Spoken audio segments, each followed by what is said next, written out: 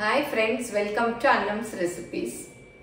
இன்னைக்கு இந்த வீடியோல செட்டிநாடுடைய ஒரு சூப்பர் ஸ்வீட்டான உக்ரா தான் எப்படி செய்யலாம்னு பாப்போம். இது செய்யிறது ரொம்ப ஈஸி. செய்யக்கூடிய பொருட்கள் எல்லாமே வீட்ல இருக்கக்கூடிய பொருட்கள் தான். வாங்க எப்படி செய்யலாம்னு பாப்போம். எங்க ப்ராடக்ட்ஸ் எல்லாம் YouTubeல கமெண்ட்ஸ்க்கு கீழே வந்துட்டு இருக்கு. அதுல போய் கிளிக் பண்ணீங்கன்னா அதோட ரேட் டீடைல்ஸ் எல்லாமே இருக்கும். அதை கிளிக் பண்ணி நீங்க வேணுங்கிற பொருளை ஆர்டர் பண்ணி வாங்கிக்கலாம். செட்டிநாடு உக்ரா செய்ய தேவையான பொருள் என்னென்னு பார்த்துக்கலாம். ஒரு கப்பு பச்சரிசி, அதாவது 100 கிராம் அளவு எடுத்திருக்கேன். அதே 100 கிராம் பாசிப்பருப்பு. எந்த கப்பில் எடுத்தாலும் ஒரே கப்பு, இல்லை கிராமில் எடுத்தாலும் இது 100 கிராம், இது 100 கிராம். வெல்லம் வந்து 200 கிராம். 100 சேர்த்தா 200. உங்களுக்கு கூட குறைய வேணும்னாலும் எவ்வளோ வேணாலும் சேர்த்துக்கலாம். அப்புறம் முந்திரி பருப்பு, அப்புறம் நெய், அப்புறம் தேங்காய் கொஞ்சம் துருவி போட்டுக்கணும், ஏலக்காய் பொடி, அவ்வளோதான். நிறைய பேர் வந்து உக்காரை அப்படின்லாம் சொல்கிறாங்க. எங்கள் ஊரில் வந்து நாங்கள் உக்ரான்னு தான் சொல்லுவோம். இந்த உக்ரா இப்போ எப்படி செய்யலான்னு பார்ப்போம். பச்சரிசியை மிக்சியில் போட்டு ரவை மாதிரி உடைச்சிக்கலாம். இந்த மாதிரி அரைச்சிக்கணும், நைஸ் ரவை பதத்துக்கு. இண்டஸ் வேலிலேருந்து டஸ்லா கடாய் அப்படின்னு வந்திருக்கு. இந்த கடாய்க்கு பேர் டஸ்லா. இதுவும் வந்து ட்ரைப்ளை இதுதான், பாட்டம் தான். பாருங்கள், டெஸ்லா 22 சென்டிமீட்டர். இது வந்து 22 சென்டிமீட்டர் டயாமீட்டர்.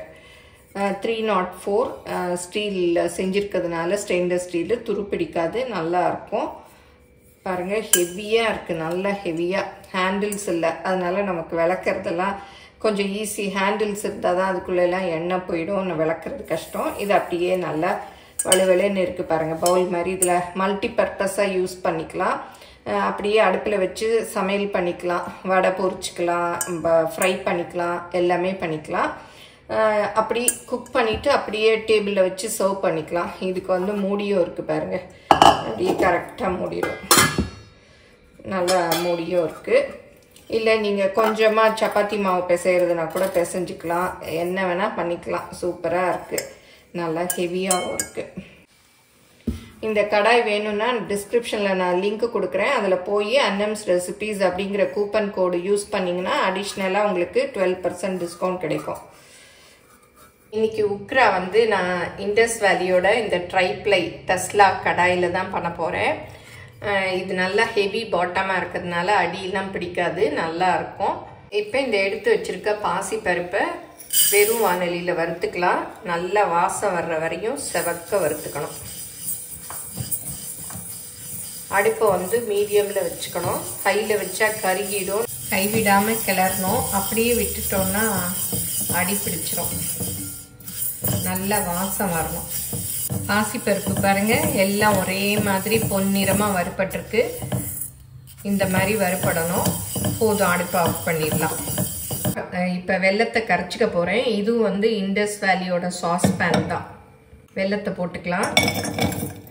இதுக்கு பாகு பதம் அப்படிலாம் இல்லை, சும்மா கரைச்சிக்கிட்டாலே போதும். கொஞ்சமாக தண்ணி ஊற்றி கரைச்சிக்கலாம். இப்போ வெல்லம் பாருங்கள் நல்லா கரைஞ்சிருச்சு, கட்டியெல்லாம் இல்லை, நல்லா கரைஞ்சிருச்சு. அடுப்பை ஆஃப் பண்ணிக்கலாம். இதை அப்படியே வடிகட்டிக்கலாம்.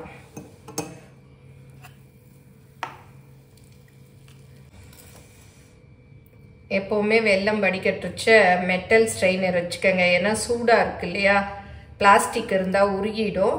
இந்த மாதிரி இப்போ எவர் சில்வரில் கிடைக்குது, நைஸ் கண்ணூரில் தான் வாங்கி வச்சிட்டிங்கன்னா அந்த கல் மண்ணெல்லாம் அப்படியே தங்கிரும்.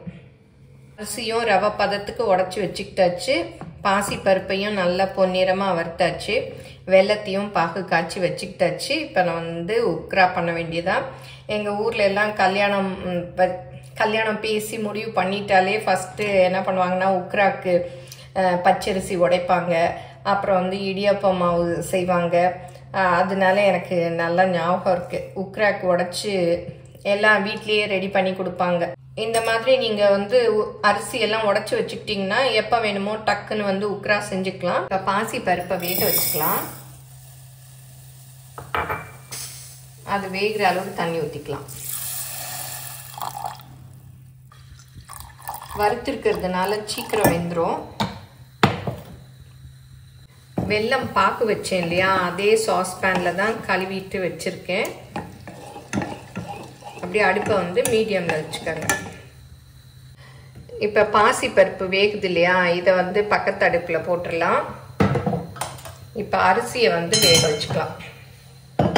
இப்போ கொஞ்சம் நெய் ஊற்றிக்கலாம், ஒரு 2 ஸ்பூன் அளவு.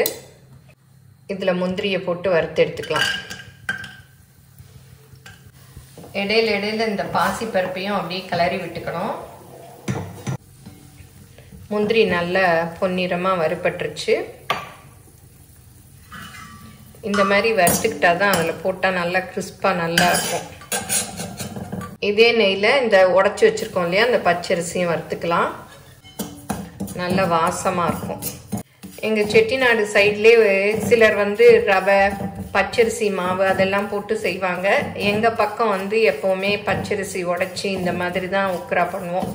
இது இன்னுமே ரொம்ப டேஸ்டியாக நல்லா இருக்கும். கல்யாணத்துல எல்லாம் வந்து ஈவினிங் ஸ்நாக்ஸ், அதாவது ஈவினிங் மாலை சாயந்தர பலகாரத்துக்கு இந்த உக்ராவும் தூள் பஜ்ஜியும் கொடுப்பாங்க. சூப்பராக இருக்கும். இப்போ இதுக்கு தண்ணி ஊற்றிடலாம். இந்த கப்பில் 1 கப்பு பச்சரிசி போட்டேன், 3 கப்பு தண்ணி ஊற்றிக்கணும்.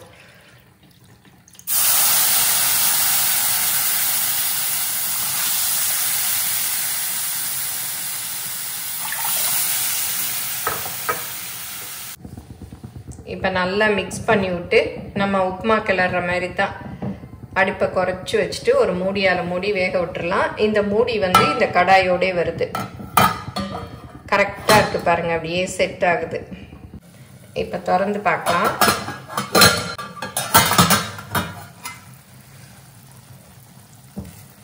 பாருங்கள், நல்லா அப்படியே திறக்காமல் விட்டுட்டிங்கன்னா அடி பிடிச்சிரும். திறந்து அப்படி கிளறி விடணும்.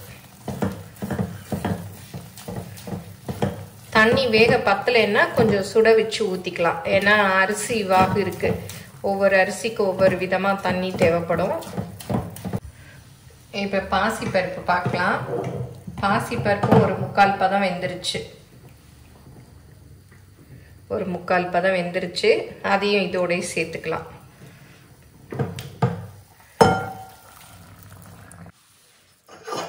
அரிசிக்கு கொஞ்சம் தண்ணி பத்தலை, அதனால பாசிப்பருப்பில் இருந்தது இல்லையா, அந்த தண்ணியோடய ஊற்றிட்டேன். இது இன்னும் வேகணும். அடுப்பை குறைச்சி வச்சு மூடியை போட்டு மூடி வேக விட்டுடலாம். இப்போ திறந்து பார்க்கலாம். தண்ணி கொஞ்சம் பத்தாத மாதிரி இருக்குது. இங்கே சுட வச்சு கொஞ்சம் ஊற்றுறேன். அரிசி பச்சரிசி புது அரிசியாக இருந்தால் சீக்கிரம் வெந்துடும். பழைய அரிசியாக இருந்தால் கொஞ்சம் தண்ணியும் கூட இழுக்கும். அதனால தண்ணி மாத்திரம் பத்தலைன்னா கொஞ்சம் சுட வச்சு ஊற்றுங்க, பச்சை தண்ணி ஊற்றிடாதீங்க. பாருங்கள், அடியெல்லாம் பிடிக்கலை, நல்லா இருக்குது இந்த கடாய். அடி கனமாக இருக்கிறதுனால அடியெல்லாம் பிடிக்கலை. நல்லா வெந்த பிறகு தான் வெல்லம் ஊற்றணும். முதல்ல ஊற்றிட்டிங்கன்னா அப்புறம் அரிசி பருப்பு இதெல்லாம் வந்து சரியாக வேகாது. இப்போ ஒரு பாசிப்பருப்பு அப்படியே எடுத்து நசுக்கி பார்த்தா நல்லா மாவு மாதிரி நசுங்கும். பாருங்கள், நல்லா நசுங்கிடுச்சு. கரைச்சி வச்சுருக்கோம் இல்லையா, அந்த வெள்ளைப்பாகு சேர்த்துக்கலாம். நல்லா வெந்த பிறகு தான் சேர்க்கணும். பாசிப்பருப்பு சீக்கிரம் வேகணும்னா வறுத்தோம் இல்லையா, அதை வந்து அரிசியோடய போட்டு அதையும் மிக்சியில் ரவை பதத்துக்கு அரைச்சிட்டு வேக வச்சுக்கலாம். அப்படியும் செய்யலாம். அப்போ வந்து சீக்கிரம் வெந்துடும். ஏலக்காய் பொடி 1/2 ஸ்பூன் சேர்த்துக்கலாம். அப்புறம் தேங்காய் ஒரு 3 டேபிள் ஸ்பூன் நல்லா மிக்ஸ் பண்ணி விட்டுக்கலாம். நல்லா அல்வா மாதிரி வரும். நீங்களும் சுவையாக சமைக்கணுமா, எங்கள் மசாலா பொடிகளை யூஸ் பண்ணி பாருங்கள். அதெல்லாம் வாங்கணுன்னா ஸ்க்ரீனில் வர்ற வெப்சைட்டுக்கும் வாட்ஸ்அப் நம்பருக்கும் போய் ஆர்டர் பண்ணிங்கன்னா நீங்கள் வேணுங்கிறத வாங்கிக்கலாம். ஒரு 2 ஸ்பூன் நெய் ஊற்றிக்கலாம். அப்படியே சுற்றி ஊற்றணும். நல்லா கிளறிக்கலாம். இது ஆற ஆற இன்னும் திக்காகும். ஸ்வீட்ல எல்லாம் நெய் ஊற்றுறதுக்கெல்லாம் கஞ்சத்தனம் பார்க்கக்கூடாது, நிறைய ஊற்றினா தான் நல்லாயிருக்கும். நெய் வாசத்தோட சூப்பராக இருக்கும். இப்போ பாருங்கள், பாசிப்பருப்பு அரிசி எல்லாமே நல்லா வெந்துருச்சு, நல்லா மசிஞ்சும் அல்வா மாதிரி வந்துருச்சு. பாருங்கள், ஊற்றின நெய்யெல்லாம் அப்படியே ஓரத்தில் வருது. இந்த ஸ்டேஜில் அடுப்பு ஆஃப் பண்ணிடலாம். அப்படியே ஆற ஆற அப்படியே நல்லா திக்காயிரும். பாருங்கள், அப்படியே எடுத்துட்டு அப்படியே போட்டால் விளையாடுது. ஸ்பூன்ல எல்லாம் ஒட்டவே இல்லை.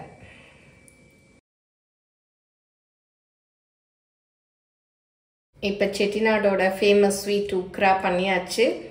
நான் நிறைய இப்போ பார்த்தேன், யூடியூப்பில் வந்திருந்தது உக்காரை அப்படின்னு சொல்லிட்டு ஒவ்வொருத்தர் ஒவ்வொரு விதமாக செஞ்சாங்க.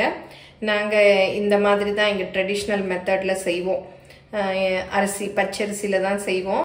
இப்போ இதுக்கு தேவையான பொருள் எல்லாமே வீட்டில் இருக்கக்கூடிய பொருட்கள் தான். இதோட டேஸ்ட் அவ்வளோ சூப்பராக இருக்கும். எல்லாரும் செஞ்சு பாருங்கள், எப்படி வந்ததுன்னு உங்கள் கமெண்ட்ஸை சொல்லுங்கள். பிடிச்சிருந்தா லைக் பண்ணுங்கள், எங்கள் சேனலை மறக்காமல் சப்ஸ்கிரைப் பண்ணுங்கள். தேங்க்யூ.